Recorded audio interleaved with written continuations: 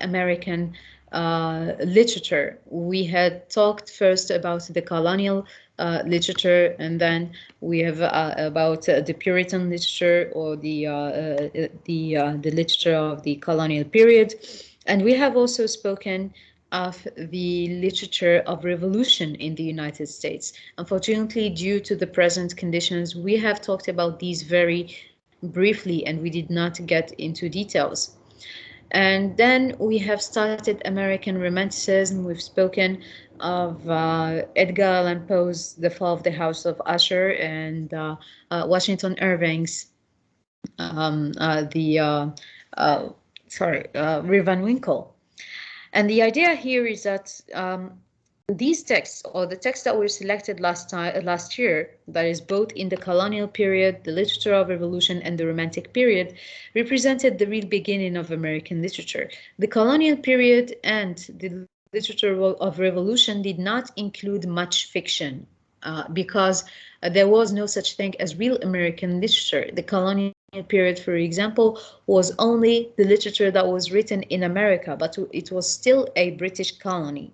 And the way of writing, the perspectives, the messages, and so on, everything was British. Everything was written from a British perspective.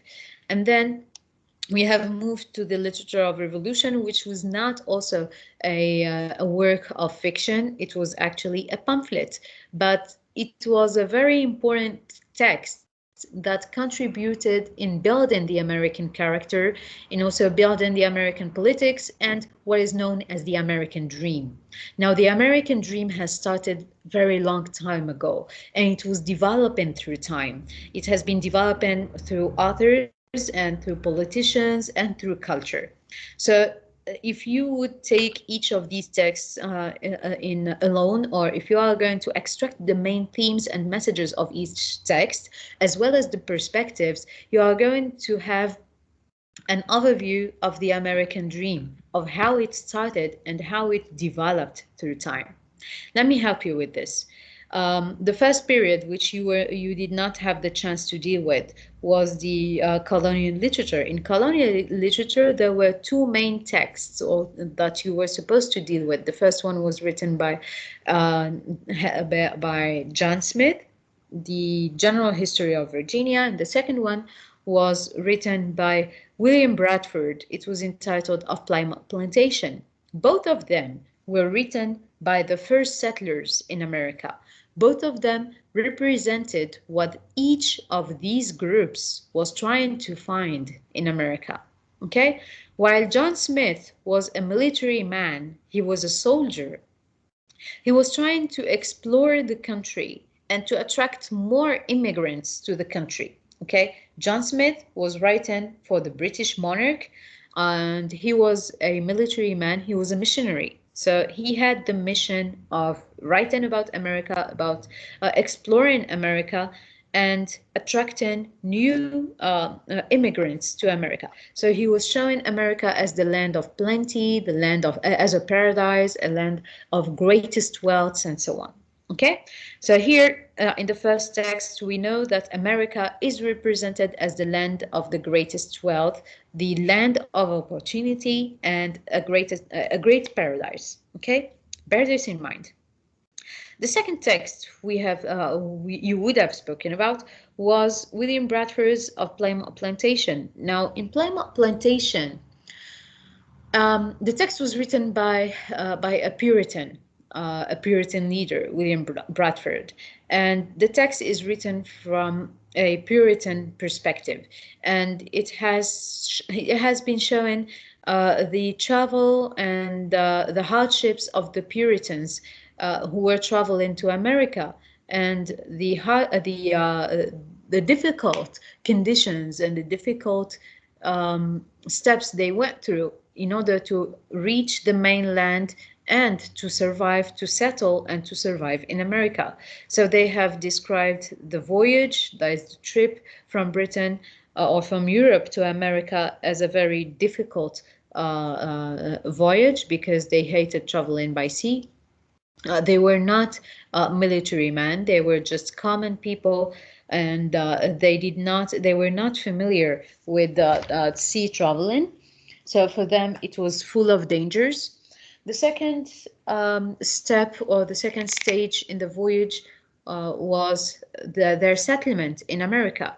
And they said when they arrived to America, they had nobody to sustain them. They had no one to receive them, no one to offer them food or shelter, and so on. So they had more hardships while trying to settle in America.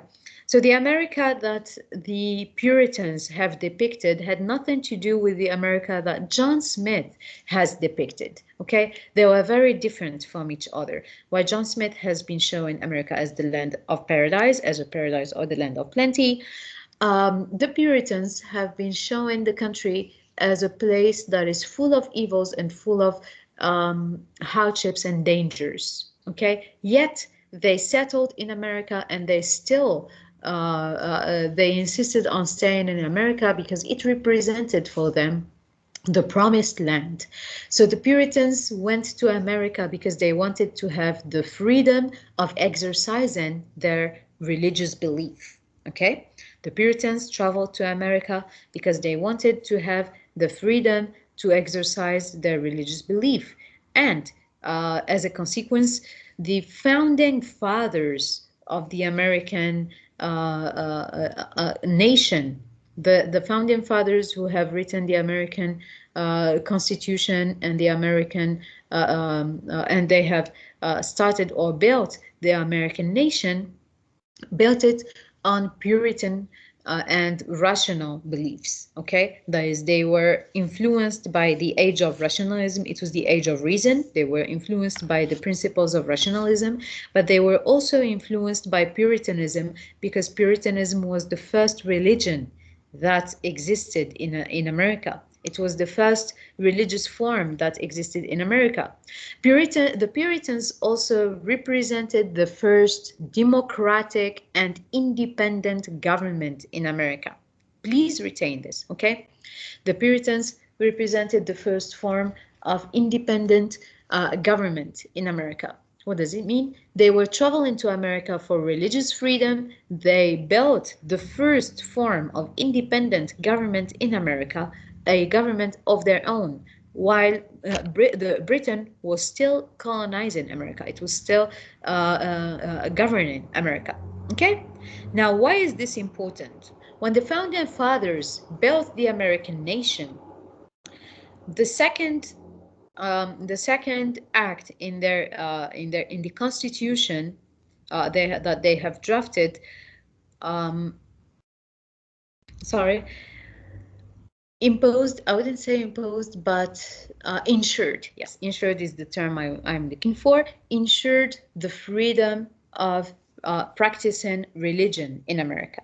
Okay, that is because of the Puritans, and because the Puritans went to America trying to find religious freedom, the American Constitution ensures and secures the freedom of practicing any religion. Okay, that is, nobody is obliged to follow a particular religion in the American Constitution. Okay, the American Constitution ensures the freedom of belief and of religion, apart from also, or rather in addition to, the freedom of thinking in America. Okay, the extent to which this idea has been applied in society is a different question, okay, or a different topic, because whenever I'm saying this, I have students who would say, so how come a lot of people are deprived from practicing particular religions in America, or maybe some Muslims are being attacked and so on?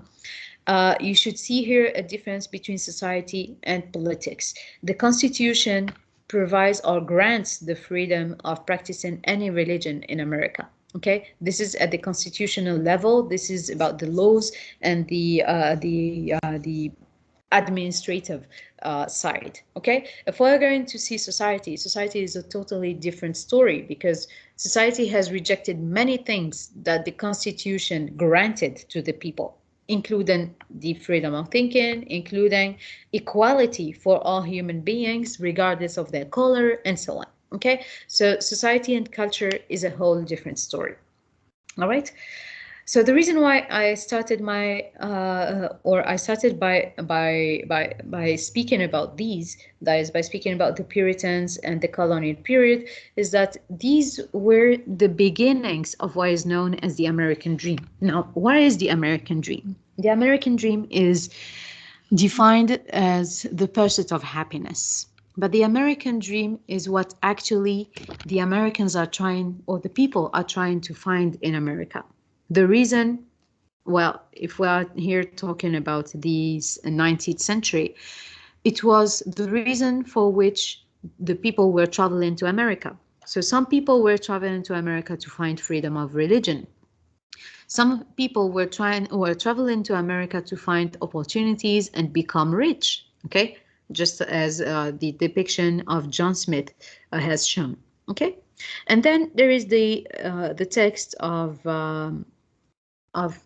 Thomas Paine. The text is entitled Common Sense. It was a pamphlet that he has written to attract people and call them to participate in the revolution against the British colonizer, that is, against the UK, against Great Britain. And this text is symbolic because in the call, or while Thomas Paine was calling the people to participate in the revolution, he kept insisting on the principles of multiculturalism, of unity, and the idea that America belonged to everyone and not just one group. Okay, and that's because in America there were people from all over the country, from all over the world. And there were different groups in America with different colors and different languages and different origins. So it was important for him that all these people unite and fight together for one American nation. Okay, so this was the beginning of the principles of multiculturalism and unity in America, which also has become a dream in American culture. It has also joined, or it has become one more principle in the American dream. So the American dream has become the dream of finding wealth and opportunity in America. It has become the dream of finding religious freedom, but it also has become the dream of finding unity and multiculturalism in America.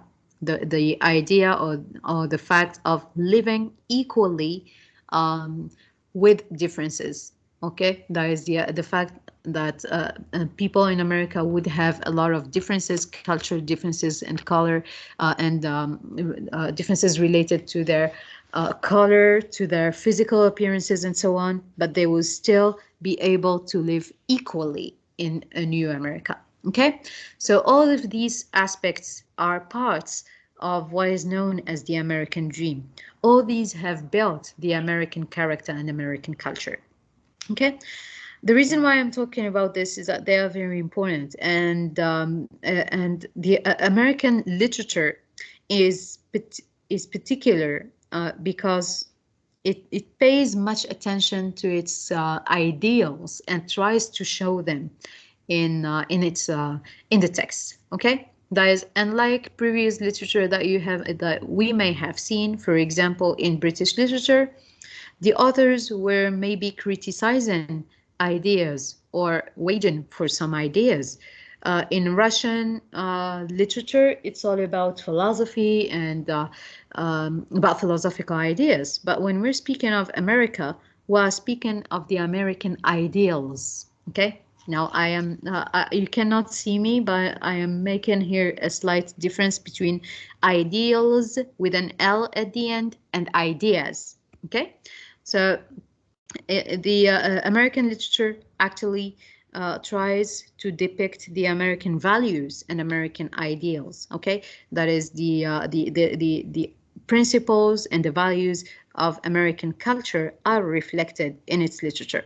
So if you have a good understanding and a good knowledge of American literature, you have a good knowledge of the American dream. You can discover the American dream through the texts that you will be dealing with. Okay, So the real beginning of American fiction is said to be Romanticism, because before Romanticism, nobody has attempted, or very few attempts at writing fiction have been made. As I have explained earlier, the literature that was written before came in form of reports of explorations. They were personal journals and diaries, and they were pamphlets, political pamphlets.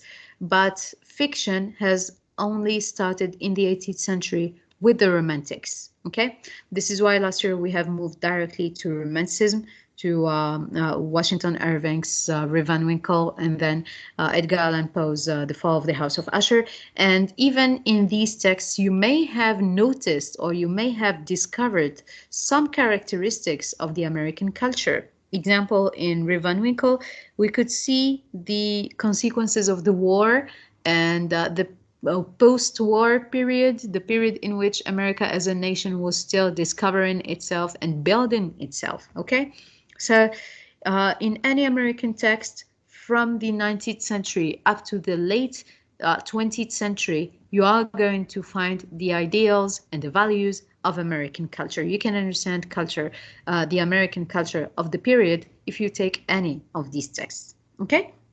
Do you have any problems so far? Shall I move on? Any questions? Miss, I have a question. Yes, Hanan? It's about who are the founders of the American nation? Who were the founders of the American nation? You should have discussed the founders of American nation, the founding fathers, in Civilization, haven't you? Don't think so. You don't think so? Okay. Now, the founding fathers, these are names you were supposed to have discussed in Civilization. Now, they are the people who have built the American nation, and they are the people who have drafted the American Constitution together. They are Benjamin Franklin, George Washington, Alexander Hamilton, they are Thomas Jefferson, Samuel Adams, and James Madison, among others. Okay, these are the most famous among others. Okay, Yes. is it fine? So the founding Yes. fathers are people who have built the American nation. They are the people who have built the American government after the American independence. Okay. Yes. All right. Any other questions? All right. It seems like there are no more questions, so I can move on. So after the Romantic period, the Realist period has also started in America, just as in Britain. Okay, so if you remember, in Britain we have discussed Romanticism, and then we have moved back to Realism, and the same thing happened in America. But instead of showing a country that was influenced by industrialization like Charles Dickens did, what we are going to see in America is quite different. The principle of realism is still the same. That is, realism is still that literature which is meant to represent the real life. Okay, that is, realism is a literature that is supposed, or it's a literary movement in which the text represents the real life. All right. But you should see some differences here. Let me open a new document.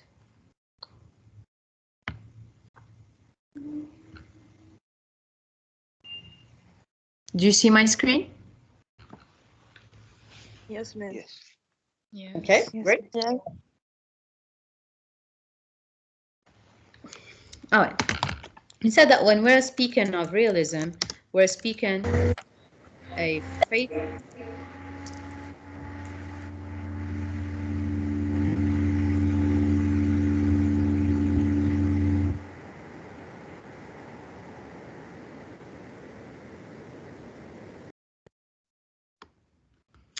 Realism is a faithful representation of the real life. Okay? This is what is meant to be in realism. But the truth about realism isn't really what realism says about itself. I know I sound confusing here, but instead of showing a real or a truthful, faithful representation of the real life, what realism did is that it represented culture and what cultural values, and what cultural values indicated. Okay? That is, realism did not truly show the real life. Realism only imitated life, but it has been shown what culture wants people to think about. Okay? That is what the mainstream culture says, but it did not show the truth. Okay?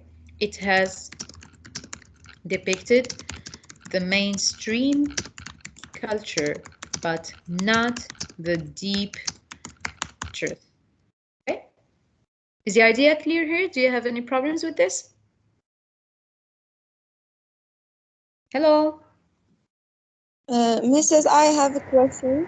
Yes? There is also realism in American literature or only in Britain literature? Honey, I have just said that America has already has also had its American realism. Okay? Well, speaking of American realism now. Okay, thank you. Welcome. Any other question regarding this? What I have just said here. Do you get the differences here between them? Do you get the difference between the first statement and the second statement? No, miss, I don't get the difference between them. Okay. So when we say realism is a faithful representation of the real life, what do you expect? Let's focus here on this. Okay, that it would describe the style of living of the people, Mm-hmm. maybe their own experiences in life, Yes. um, the way the society raised them or teach them, Yes. etc. Maybe. Yes. Indeed. Very good. Okay. So when we say a faithful representation of the real life, we expect realism to show the real problems of these people, the good sides and the evil sides of these people. Okay. We expect realism to show everything about life. Okay. Fine. But what realism has been showing, in fact, well, realism is not a human being, okay? What the people who were writing realism have shown, in fact, is not the total truth. They did not represent the total truth. Although they claimed they will be representing the total truth, they did not, okay? So realism imitated the real life, okay? Realism imitated the real life, but did not show the entire truth about it. Okay? It represented culture. Instead of showing the entire life, it only represented culture. Okay? And what cultural values indicated. It has depicted the mainstream culture, but not the deep truth. Okay? Let me give you an example here. If we would take Algeria as an example, the Algerian population will often consider themselves as a very religious people, right? Yes. Yes, are they? No. Let's be honest. Yes, they are not. No. Okay.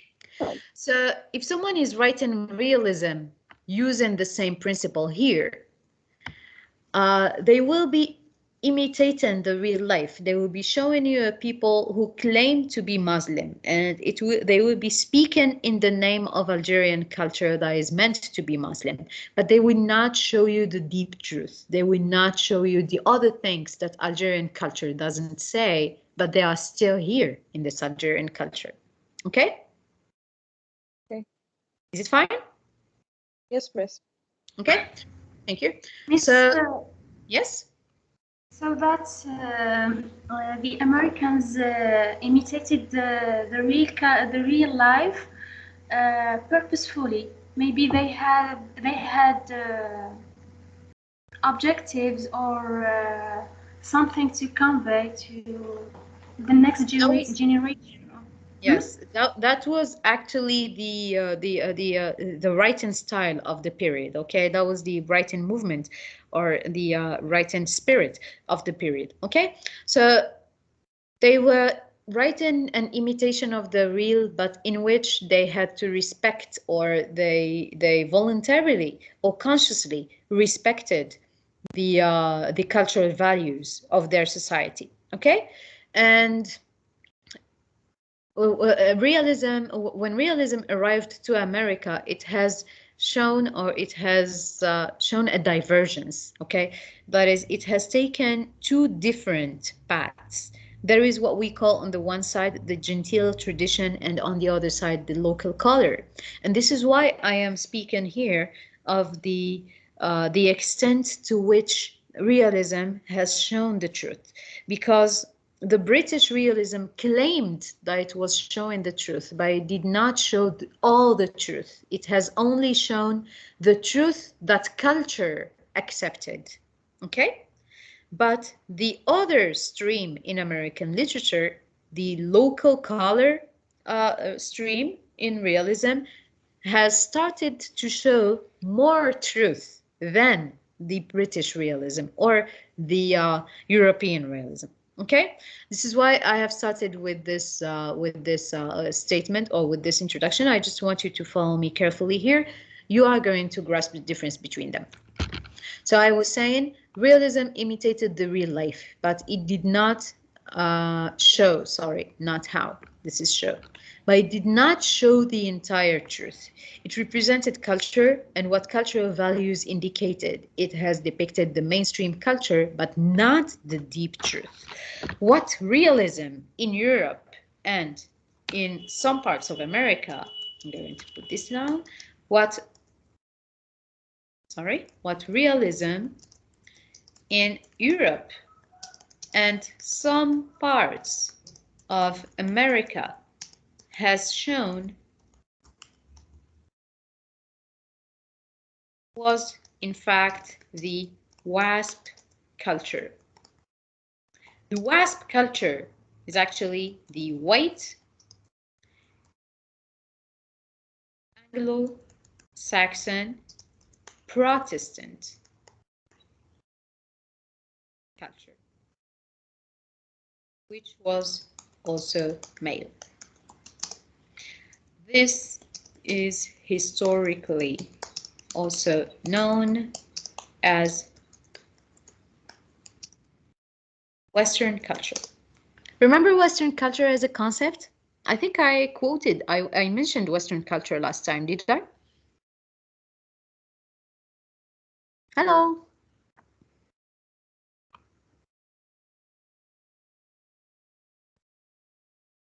Are you there? Am I there?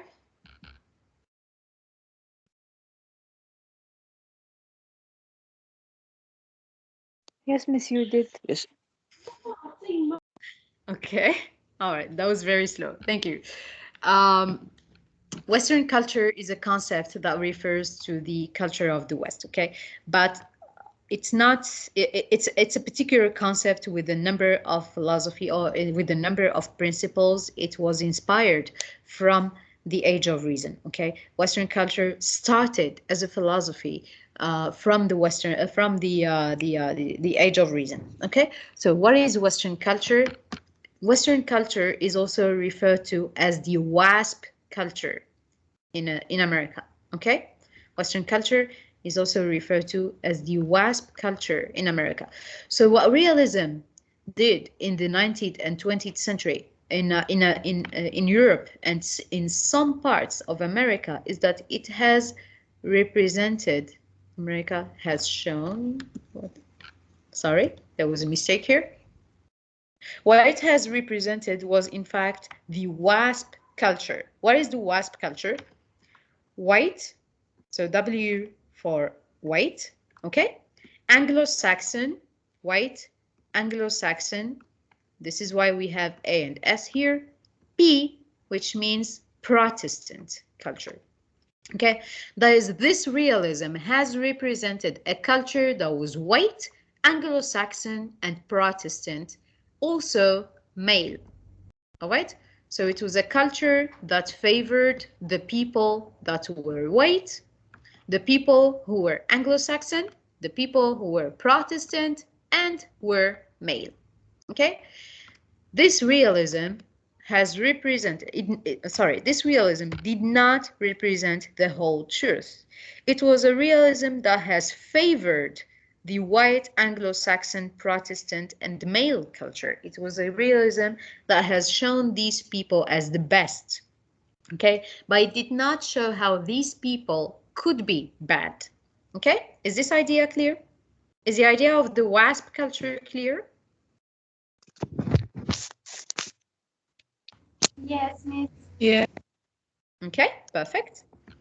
Great. Now, why did I speak of this? It's because the realism, the American realism that has represented the WASP culture, the white Anglo-Saxon Protestant culture that was also male, or what is known as the Western culture, this was known as the Genteel tradition. Okay? This in America was known as the Genteel tradition.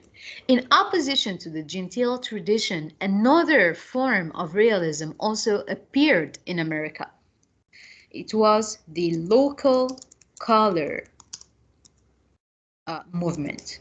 Okay, the local color movement. What are the differences between them? The Genteel tradition was an imitation of European life and values. Okay, it was the side of America that still imitated Europe, that still lived by the Europeans' values.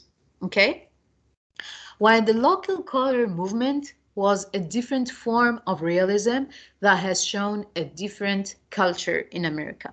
Okay, America is huge, and there was what is known as a frontier. The frontier is a cultural frontier. It is not a real boundary, but it is an illusory boundary. It is an imaginative boundary or frontier based on culture.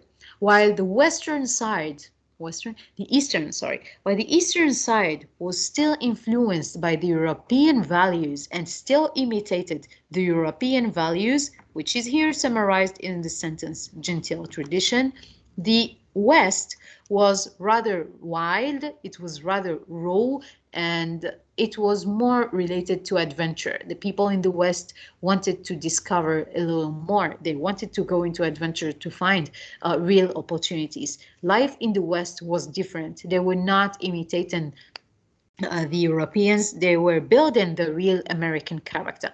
Okay, so the local color movement was rather regionalist. Why regionalist? Sorry, I'm having a problem with my keyboard. Why was it regionalist? It was showing, or it was reflecting the lifestyle of particular areas, okay? It represented the lifestyle of particular areas in America. Areas in America, okay? But it did not fit the European lifestyle. It has rather reflected the real life of in America, okay? In the American West. All right? It represented the real life in the American West. That is, the local color movement was more truthful than the Genteel tradition. Both of them are realist, okay? Local color movement is a stream of American realism. We are still speaking of realism here, all right? But realism in America has taken two different directions or two different pathways. While in the East, it still represented the European values. It was still influenced by the European values. In the West, it was more adventurous. It represented the Wild West. It represented the adventures of the West and the truth about the West. Okay, so the local color movement was more truthful than the Genteel tradition in its representation. Is it clear so far? Is everything clear? Do you have any problems so far? Any questions? No, miss. Okay. Yes, Great. miss, it's clear. Thank you. So if you have no problems, let's go back to the file section. I want you to download the document entitled American Realism, or you can simply follow with me if my screen is very clear to you guys. You can either follow in your own documents or follow me in my screen. Okay? Ready? Yes. All right. So this was the handout that was provided to you. I'm going to read through the handout and we're going to go over most of the things that I have mentioned before and see whether there are any details that I may have missed. Okay, so the American Civil War from 1861 to 65 was a turning point in the development of the United States. At the end of this internal conflict, the industrial North defeated the agrarian South. The new society emerged from this victory characterized by mechanization, mass labor, and urbanization. Now, let me ask you, I think you have dealt with the American Civil War last year in Civilization, haven't you? Or have you? Yes, miss. Yes, we did. You did. So you I have should it, you yeah. should know what I'm talking about when I'm saying the American Civil War and the agrarian South and so on, right? Yes. Great. Okay. So the American Civil War has created a huge difference in society, and the difference was still felt until the mid 20th century. So a new society has emerged from the victory characterized by mechanization, mass labor, and urbanization. The expansion of business and exploitation of vast natural resources created new economic and social conditions that resulted in the concentration of vast riches and economic power in the hands of a few. Now, what do I mean here? We mean that the fact that there was more business and more technology and more expansion in the country. This has led to the rise of poor people, of the number of poor people, but also to the concentration of wealth in the hands of very few rich people. Okay, that is, the rich people were getting richer and the poor people were getting poorer. All right, that is, mechanization will always lead to capitalism in a way or another. All right, this is here what is known as capitalism. If you have any problems, please stop me and ask your questions. All right, I will be moving on. As long as you don't speak, I will assume that you don't have any problems and that you understand everything. So please, if you have the least problem, stop me and ask your questions, okay? I cannot see you, all right? I can't see if you are raising your hands. I'm reading from the document, so if you have any problems, stop me. So I was saying, this has resulted in the concentration of vast riches and economic power in the hands of a few. They were also referred to as the barons. And in the pauperization of large section, pauperization means becoming poor, okay?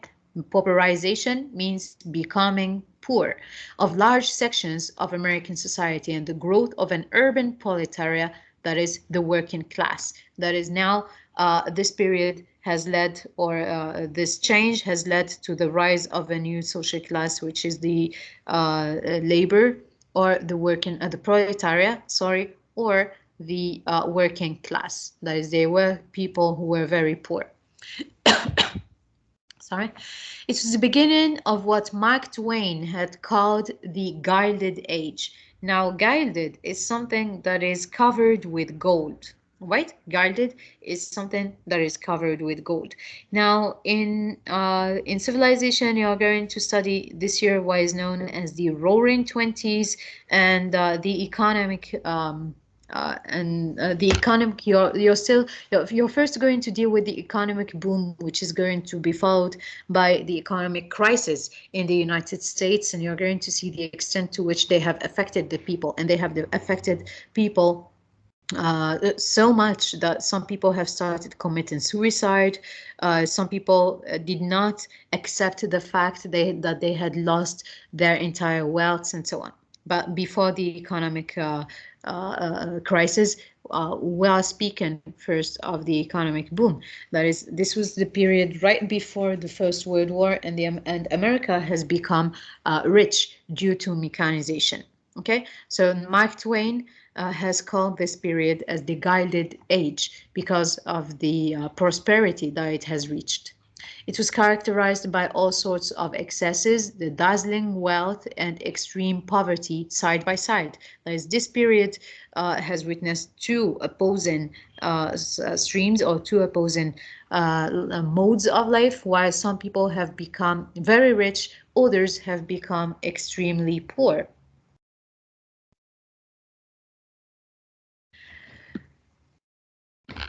Now, next, despite those shocking gaps, the majority of Americans, especially new immigrants from Europe, hope to achieve the American dream. This is the American dream that I was speaking about earlier.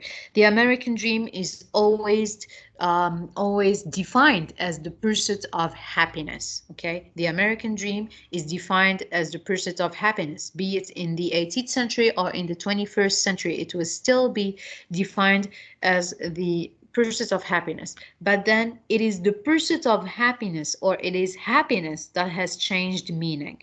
Okay, so happiness will be changing its meaning and its definition from one person to another. Each one is going to America to find something of their own, to find their own happiness. Some people have traveled to America to become rich, which is their happiness. Some people have traveled to America to find religious freedom, which is their happiness.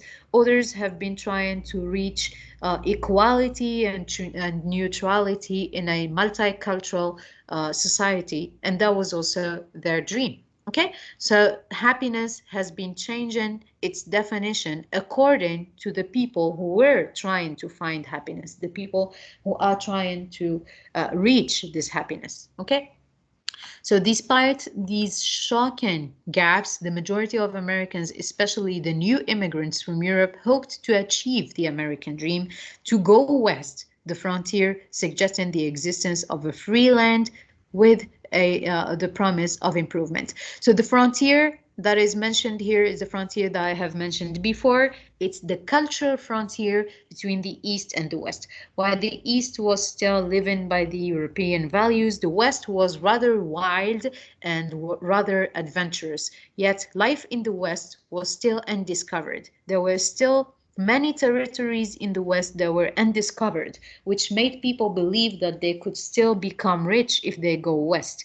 Yet life in the West was also very difficult. Okay, it was very difficult for the Westerners or for the people who were living in the West to get a decent living and to live equally. Okay, the rich people were still getting richer. There were problems of racism, of inequality, and life in the West was quite drastic, and it was quite shocking for a lot of people who were going west to become rich and who thought that by going west, life was going to be easy. Life in the West was not easy at all. Okay, so did you get the idea of the cultural frontier and the difference between the East and the West? Because this is what American realism is going to be based on. That is, the differences between the Genteel tradition and local color are going to be based on the differences between the East and the West and the cultural frontier. So did you get the cultural frontier, the idea of the cultural frontier?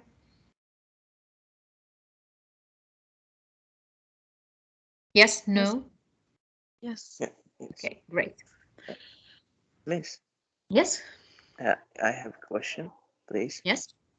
The word West, does this mean the whole America or just the Western America? Well, by the West, I simply mean the geographical west of America, okay? But then through time, the West has started to be related to other negative adjectives, like the one that you have just mentioned. Okay, that is through time.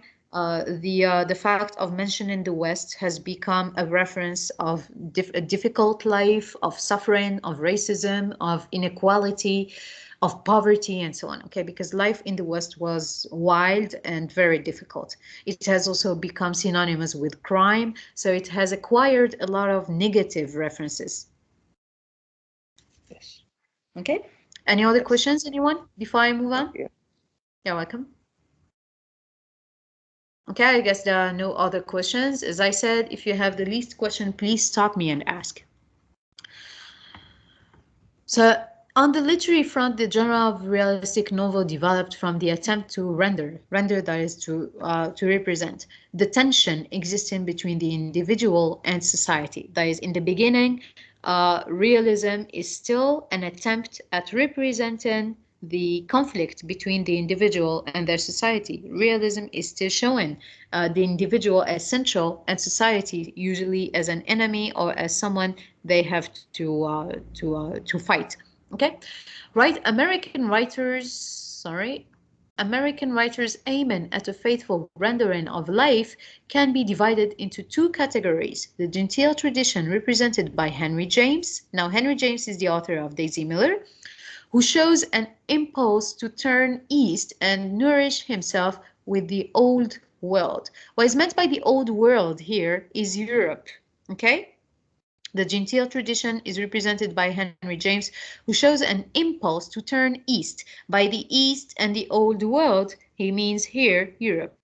That is, Henry James, among other authors of the Genteel tradition, were still influenced by the European lifestyle, and they still wanted to go back to the European lifestyle. Actually, Daisy Miller, the novel, the settings of Daisy Miller happen entirely in Europe. She has most of the settings happen in Italy, in Rome.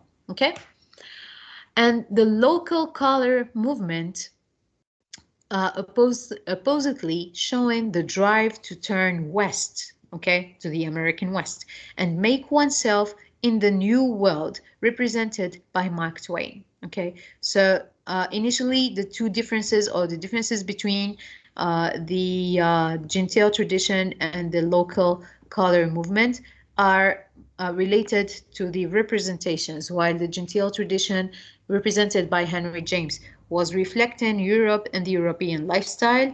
The local color movement was rather showing life in the West, in Western America, that is, in the West of America, and the dream of becoming rich, the dream of becoming powerful in America. But it's not just only the dream. What Mark Twain was showing is also the truth about life in the West. He was also showing the problems, the real problems of life in the West that were not represented by other authors. Okay? Sorry. And like the Genteel background, and academic training, and like the Genteel background and academic training of Henry James, the local color novelists were of middle-class background and journalistic formation. See here that when we're talking of the Genteel tradition, while relating this to the academic training, okay? So Henry James, as someone who has been influenced by the Genteel tradition, was someone who has had a very advanced academic upbringing, or he has had a very advanced academic training, all right? While the authors of the local color, like Mark Twain, were from the middle class, and they had a very average background, or a very average training, as opposed to those of the eastern side. Okay, you see here that we're still comparing the real American life represented in the local movement to the Genteel tradition, which is totally inspired from the European lifestyle. Yet they all came under the influence of the French and continental realists, Balzac, Zola, Flaubert, Turgenev and Tolstoy. Okay, that is, the American authors still had to be influenced by the European authors in order to learn writing the novel and realism in general. Now, what is meant by continental, or whenever you're going to come across the word continental, it's a reference to Europe. Take note of that, okay? Continental is always a reference to Europe, all right? Whenever we say continental culture, continental tradition, writing, or anything else, we're speaking here of Europe. Next, these writers established in America a literature of realism by rejecting the portrayal of idealized characters and events and finding their subject matter in the experience of American society. While here talking about the local movement, okay? These writers established in America a literature of realism by rejecting the portrayal of idealized characters and events and finding their subject matter in the experiences of American society. Right, this fits a little more for the local movement, for the local color movement than those of the Genteel tradition, although even the authors of the Genteel tradition were trying to inspire from common individuals from the middle class. All right, but this fits, or this is more accurate for the local movement writers than the others. Henry James went further. He probed deeply into the individual psychology of his characters, writing in a rich and intricate style that supported his intense scrutiny of complex human experiences. Now, what Henry James did, remember, Henry James is an author of the Genteel tradition. What he did is that he kind of started a new writing tradition, which is the exploration of psychology. This later became known as the psychological novel. All right. So Henry James, among others, pioneered in the creation of what is known as the psychological. Okay, what is the psychological novel? Unlike the previous forms of novel, unlike the previous types of the novel, Henry James's psychological novel actually delves into the psychology of the character and shows what happens inside the mind of the character. Okay, so unlike other forms of literature that existed before, unlike other literary streams that existed before, Henry James, Henry James particularly, paid more attention to the psychological aspect, or to the psychological side of the individual. Okay, thus he wrote in a rich and intricate style that supported the intense scrutiny of complex human experience. That is, the fact that he explored the human psychology allowed him to explore the complex human experience. Okay, so this is a little introduction to Henry James, the author, and the Genteel tradition in general. So like one of his own characters, Henry James was an artist surveying society, a passionate pilgrim in search of experience. That is, he was a man who was trying to represent his society and to explore the experiences of his society and to render them in literature. His intense perceptions of life owed much to his unusual upbringing. What is meant here but by his unusual upbringing is the fact that Henry James has grown up in Europe and he has traveled along many places around Europe. Okay, so his intense perceptions of life, that is, his perceptions or his representations of life, were quite different or intense because he has lived in different places. His wealthy father provided his children with tutors and took them back and forth across the Atlantic Ocean to give them a European education and expose them to international society. James lived in New York, Geneva, London, Rome, Paris, and Newport, where he and his brother William, who later became distinguished philosopher and psychologist, studied art and enjoyed the society of their American cousins and wealthy neighbors. Okay. So what we know so far is that Henry James has had a very elegant education in Europe. That is, and well, compared to other authors, he has been a little luckier. In 1862, he entered the Harvard Law School, but soon withdrew and embarked on a literary career. His first story was published in 1864 at age 21.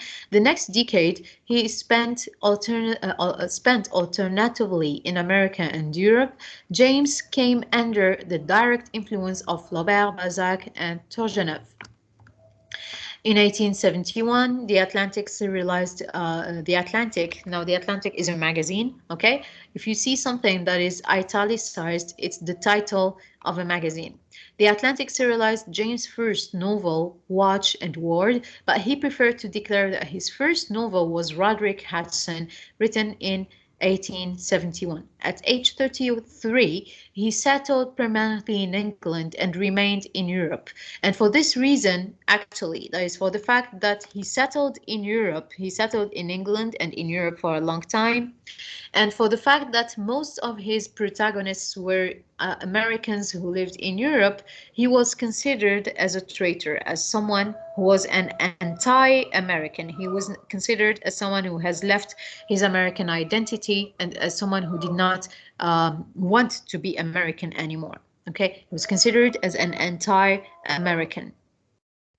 His next novel, The American, 1877, with its international theme of traditionalist American confronting the complexity of European life, brought him popular success. Okay, see here that most of his works have to do with Americans who have to live in Europe, and thus he has what is known as the international theme. Okay, the international theme is also apparent in Daisy Miller.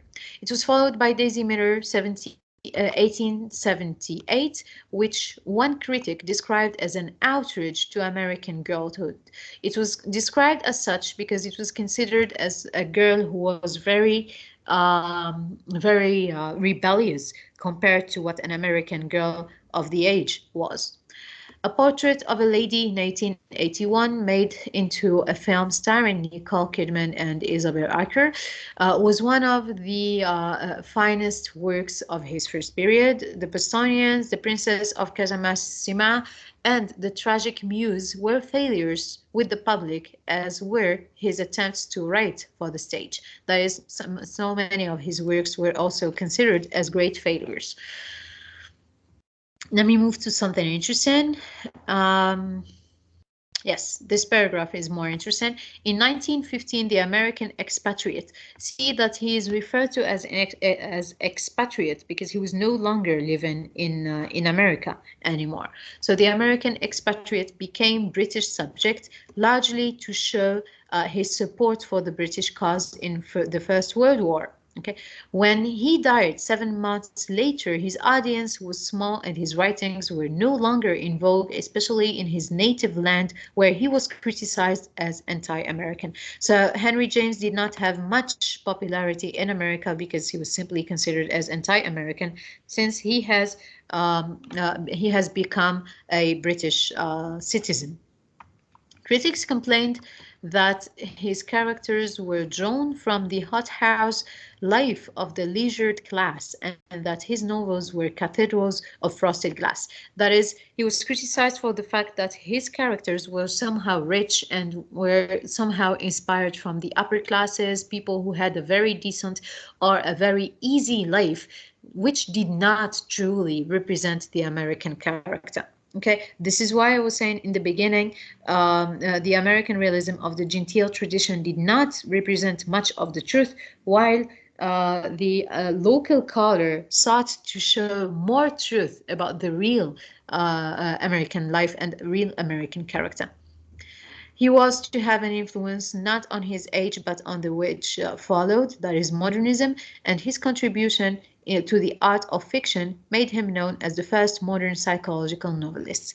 Actually, after realism, a new artistic movement appeared both in Europe and in America, which we are going to discuss after maybe in the second semester, which is modernism. Now, modernism came as a reaction to realism. It was a total break with realism, but Henry James has led to the birth of modernism merely through the psychological novel. Okay, it was the psychological novel and the exploration of the psyche and of the individual that have led or that have made Henry James also one of the pioneers of modernism, although the works of Henry James were not modernist. Okay, that is the only thing that is modernist in his work, is the fact that he wrote the psychological novel. Okay, is it clear so far? Do you have any problems, any questions, any confusion? Did you go back to bed? Are you sleeping? Yes? Yes, Marika? Well, I have a question Yes. that may appear to be somehow strange, but I will ask it. Yes. Concerning the two streams, the Genteel and the color movement, Local color. Yes. the local color, yes. Did the two streams coexist? And whether was there any kind of conflict or attempt of dominance between them? Yes, they coexisted, but no, there was no conflict between them because each of them has represented a different life or a different culture. Okay, yet the Gentile tradition was somehow, I would say, it was somehow rejected by the critics. The Gentile tradition was ignored and rejected by the critics. So I can say here that the local movement had more popularity because the local movement was the movement that represented the true America.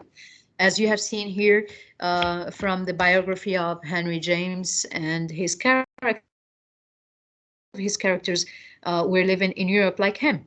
Okay, so there wasn't much Americanness in his works, okay, as much as it were in the local color movement. So the local color movement was basically more famous because it represented the American life and character a little more. So that he was the dominant stream. Yes, it was the dominant stream. Yes. Thank you. You're welcome. Any other questions? Mrs. Yes, I have miss. a question. Hanan, yes. Hanan, which one? Hanan Benzanin. Yes. No, مزيان. No, it's me. The one which is born on July the 8th, 2001. Yes, me. Mrs. Yes. Concerning the genre of the novel of Daisy Miller, is it a psychological novel or realistic novel? Psychological realist novel. Both. Okay. Yes, listen. Both of them. Psychological Yes. is the type of novel. Realism is a movement. Okay, so you can put them both, all right? Because psychological can be modernist, can be postmodern, can be realist, all right? Realism is a movement. Modernism is a movement. Postmodernism is a movement. So you cannot say a novel is, for example, realist modernist. This is wrong. It cannot be both. But a novel can be psychological realist. Why? Because psychological is only the type of novel, but realism is the movement. Is it clear? Yes, like hard time, industrial realistic. Sorry, can you repeat? Like hard times. Yes. It is a realistic industrial Didactic. novel. It's didactic. It's not industrial, okay? It's didactic. In hard times, the language is industrial, but the register is industrial, but the type of novel is didactic, okay? Hard times, it's didactic realist novel. Thank you so much, Mrs. You're welcome. Now, Hanan,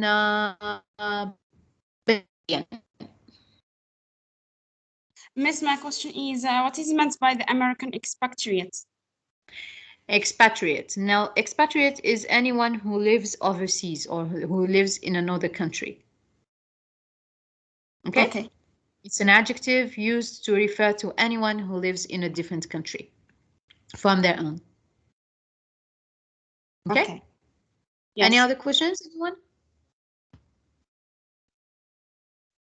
All right, no questions. So I should take you back to this quote. This is a quote that will explain the difference between the Genteel tradition and the local color movement. Now, I have here two PDF documents. One of them is composed of 19 pages. The other one is composed of 23 pages. I am going to share them with you both on Facebook and on Teams. I'm going to share them only for additional reading. Okay, you are not required to read these as an obligation, but if you read them, you will get to understand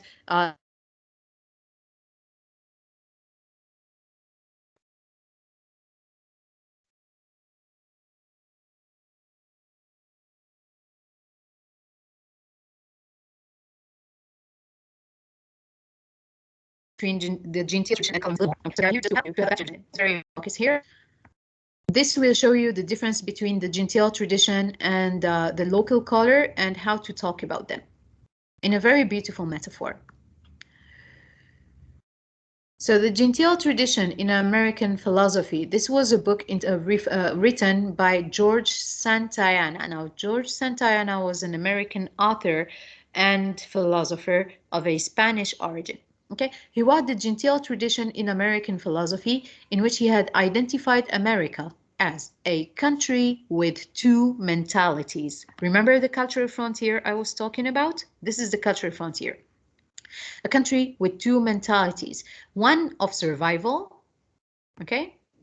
A country with two mentalities, one of survival of the belief and standards of the fathers. By the fathers here, I mean the founding fathers, which I have mentioned before, okay? The founding fathers of the American nation, that is those who were influenced by the WASP culture, those who were influenced by rationalism, and they were influenced by Puritanism, okay? Bear this in mind.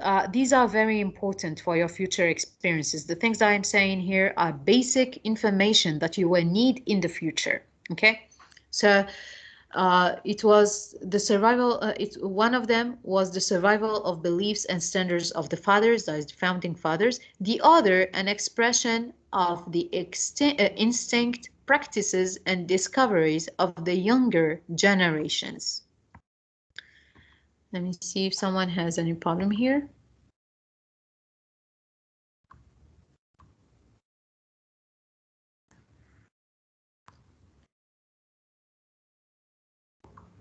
Sorry. So the other, an expression of the instinct, practices and discoveries of the younger generations. All right, so we are speaking here of two mentalities. The first mentality is that which has been inherited from the founding fathers, who were influenced by the WASP culture, who were influenced by rationalism and by Puritanism. Those who had beliefs and standards they wanted with which they have built the nation. Okay, the second mentality is that of the instinct that is natural. Okay, instinct means natural, innate. Instinct, practices, and discoveries of the younger generations. That is, the second mentality is that of the younger generations in America, those who have born in America, the new generations in America who wanted to build their own lives. Okay, so these are the two cultures that existed in America and which the cultural frontier has separated. Okay, furthermore, in all the higher things in life, in religion, in literature, in the moral emotions, it is hereditary spirit that prevails. It is the hereditary spirit that prevails. Sorry. The result, says Santayana, is that one half of the American mind has remained I will not say high and dry, but slightly becalmed, has floated gently on the backwater. This division may be found symbolized in American architecture. Okay, that is, these two mentalities or these two differences can be best described in American architecture. Okay, and please follow here. A neat reproduction of the colonial mansion. Do you know what is meant by the colonial mansion?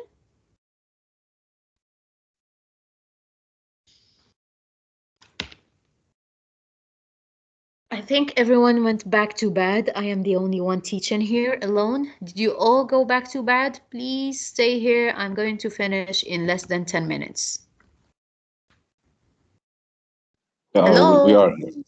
You are here? The silence was a sign of no, we don't know what the colonial mansion is.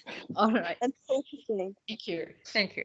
Well, since I cannot see your faces, I cannot really guess that you are lost, and unless if you write me back or activate your microphones and speak. So the colonial mansion is the European style houses. You know, these European Victorian houses that are. Let me show you an example since we're on the internet. You know, it's the same thing as in Algeria. We have these colonial houses. This is the colonial mansion. Do you see it? Yes. Yes, miss. Yes, great. So it's the same thing as what happened in Algeria. If you walk in our streets, you're going to find colonial buildings. You know, the European buildings that were built by the French colonizers, and then you're going to find the modern Algerian buildings. Okay, and you can see the differences between them. That's the cohabitation of two different cultures, and this is the same thing that has happened in America. Okay, this is what he means by the colonial mansion. So he says the division in culture, in the American culture, may be found symbolized, that is, it can be best represented in American architecture. A neat reproduction of the colonial mansion stands beside the skyscrapers. Do you know what is meant by the skyscrapers? Yeah, the tall buildings. Okay. This is a skyscraper for anyone who doesn't know what a skyscraper is. Okay? Skyscraper, sorry. Oops. No. So he is here showing the differences between the two cultures represented in American architecture. That is, in the same city, you are very likely going to find the Victorian colonial style of architecture versus the new skyscraper or the new modern buildings. So the American will inhabits. Will here means the American search, or it's not search, the American, well, the American will,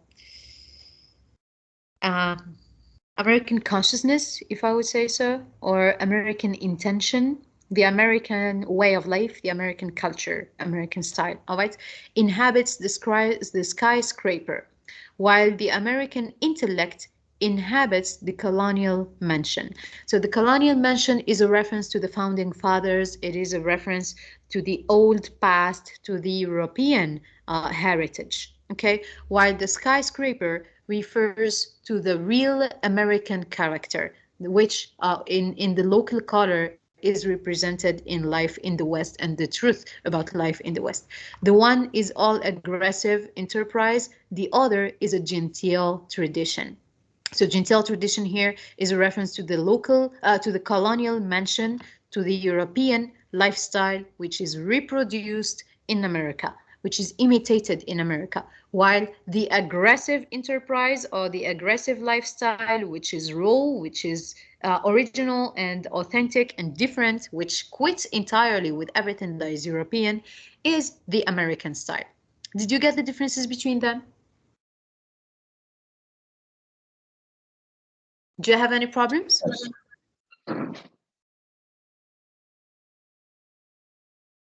Okay, I guess you have no problems. So the international theme of Henry James shows men and women confronting complex society, especially in European situations, and by closely surveying their moral assumptions and psychological reactions, he illuminated deep cross currents of two continents. That is, in the international theme, he was rather showing the different prejudices that his characters would overgo or would have to go through, both when they are in America and when they are in Europe, but particularly in Europe, that is, in Europe more than when they are in their original country. And again, since he is the father of the psychological novel, he will always have this psychological complexity and exploration of the deep mind of his individuals. His important contribution to the craft of fiction is his complex use of the point of view, which he called the center of the consciousness. That is the fact that he explores the internal psychology of his characters, the fact that he explores also the internal mind or the consciousness of his characters is called here as the center of the consciousness. This through time has become referred to as the stream of consciousness. Okay, through time, other critics have developed this into what is known as the stream of consciousness, the fact of exploring the consciousness of the individual. The reader discovers the story through the mind of the central observer, who is at the same time the main character. I repeat, the reader discovers the story through the mind of the central observer, who is at the same time the main character. This here is the stream of consciousness. This is the discovery of the internal or of the inside of the consciousness of the characters. His technique, relies mostly on scenic episodes, frequently in conversation in a play, and characters are used as reflectors or reverberators to eliminate action and each other. Okay, so he says his technique mostly relies on the scenic episodes, frequently in conversation. That is, he would display, or rather, he would rather stage different scenes in conversations as in a play, and the characters are the ones who reflect all the thoughts in these scenes. Through the discovery or through the exploration of their consciousness. With Henry James, realism became an instrument for psychological investigation. All right. So what Henry James has added to literature, even though he has used or he has adapted to a literature that was not very famous in America, that did not represent the true American character and so on, but at the artistic level, he added something that is the psychological exploration or investigation. Now, the rest of the handout includes other American authors. I'm going to stop here for today, but you still have to have a look at these other American authors. We have Edith Wharton here. She was one of the basic realists of the period, one of the prominent realist figures of the period. And then we have here the local movement, the local color movement, and Mark Twain, which we are going to speak about in a different session. Now, for next session, we're going to analyze Daisy Miller. You will not have an excerpt. We're going to analyze the entire novel. Okay, since it's a novella, we will be able to speak about it. So please do prepare your notes about the novella, about your analysis of the novella, everything, all the elements of the analysis, all the aspects of the analysis. You already have the model, you already have the guide. So just follow the guide, and it would be great if you wrote your own essay. That would be a great practice to you. And I guess we'll see you next time if you have no problems. Okay, if you have no questions, no problems, no confusion, we will speak next time of the novella, Daisy Miller. We're going to analyze the entire novella. There will be no excerpt, so please prepare your notes about the novel. Do you have any problems or questions? Okay, Yes, Fatima? No, miss. No, it's Rahma. Okay, yes. Um, I just wanted to ask if the international theme of Henry James is referring to him writing about Americans living in Europe. Yes. That's it. Yes, it's not just about Americans living in Europe. It's more about how they are reflected and how they are perceived in Europe. Okay? Okay. Because And have you started reading Daisy Miller? not yet, no. Well, when you read Daisy Miller, you are going to have a better understanding of the international theme, particularly the way she was received in Europe. Yes. Okay? And I was wondering, you have mentioned before that Hard Times is a didactic realist novel. What Yes. didactic exactly supposed to mean? Didactic. Something that is meant to teach you. Anything didactic is anything that is related to teaching. Okay? For Yes. example, what's his name? Charles Dickens is considered as an autodidactic person because he was his own teacher. He learned reading and writing on his own. Okay? So he was Yes. an autodidactic. Well, if a person has learned a new language, for example, a new skill or anything by their own, we would call them autodidactic. Didactic is something that has to do with teaching. Yes, Mister. Thank you. You're welcome. Any other questions? Yes, miss. Yes. Miss. Hanan, yes? Miss, last time in analyzing the Hard Time novel, we did not mention the point of view. So in the literary analysis of Daisy Mina, are we supposed to mention the point of view? Yes, of course. As I said last time in the beginning of this session, there are many things I didn't have the chance to speak about, but just because I didn't speak about them doesn't mean you're not concerned with them. Okay? That is, Yes. yes, I did not speak of the point of view because we were too busy speaking of something else. But if you have one of these excerpts, or if you have an excerpt about hard times in the exam, we can ask you to speak about the point of view. Okay, that is, by now you should be able to speak about the point of view on your own. You don't need the assistance of your teacher to speak about it, do you? Yes, miss. Yeah. Okay. Well, this is also why I kept repeating in the beginning of the session. If you have any questions about the analysis of that passage, please ask them. Yes, Fatima Ahmani, you had a question? Yes, miss. Are all the files and lectures available on the Facebook group? I have posted, yes, I am posting everything that is theoretical, all the necessary information. Yes, I am going, yeah, I have posted 3 documents this morning, and they're also in the file section in here. Okay, so you're going to find everything in here. I did not post the excerpts from Hard Times because I didn't think they are important, though. I didn't think you would need them, but if you want them, I will post them too.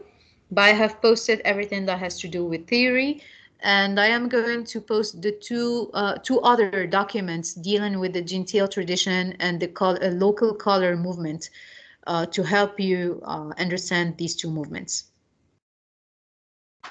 Thank you. You're welcome. Any other questions, anyone? Mrs. Yes, Ahma? In the exam this year, are there going to be analysis questions, or are we supposed to go through all the questions of the literary analysis? No, it's going to be like you did last year. Okay, 2 topics, choice topic, you have to choose one of them. But it's the form or the way we correct your papers that is going to be different. As I said earlier, the language, or we are going to be very strict with the language. Okay, Yeah. so you must start training yourselves from this moment on writing correctly without grammatical mistakes. You can write essays on different topics and go to this website. I'm going to show you this website. This website will show you how to correct your mistakes.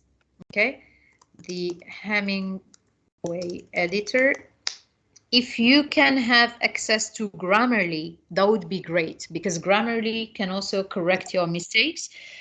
But I think you need to crack it or something because you have to buy it. But if you cannot, you can just go to the Hemingway editor. Miss, we can use Grammarly. Just some options are not available until you pay. But you can use.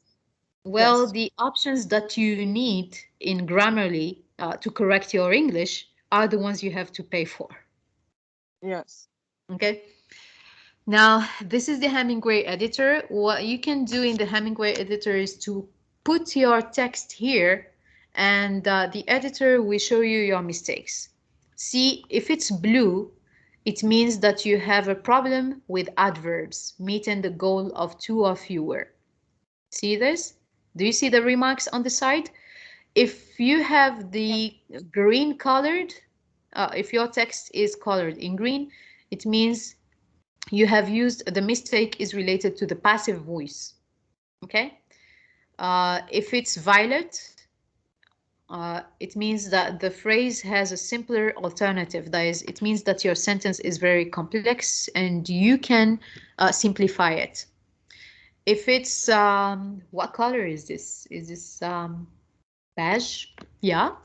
So 11 sentences is hard, or one of 11 sentences is hard to read. That means that your sentence is hard to read. It is full of wordiness and you still have to simplify it. If it's pink, it's very hard to read. Again, it requires revision. All right. So the it will also show you all your mistakes. It can show you different mistakes. There is also there was another editor that was more interesting.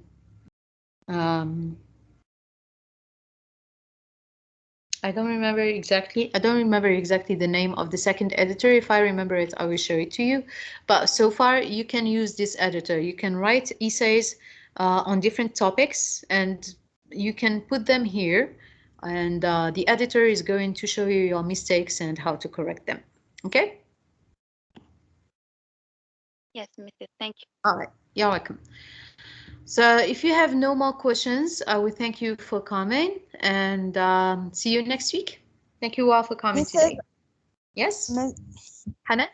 I just want to ask you if you will share with us the excerpt of Daisy Miller. There will be no excerpt. As I said earlier, we are going to analyze the entire novella. This is why you were required to read it. There will be no excerpt because you are required to read the entire novella, and we're going to analyze the entire novella. Thank you so much. You're welcome. Other questions? Okay, thank you all for coming today. See you next week. Bye. Thank you.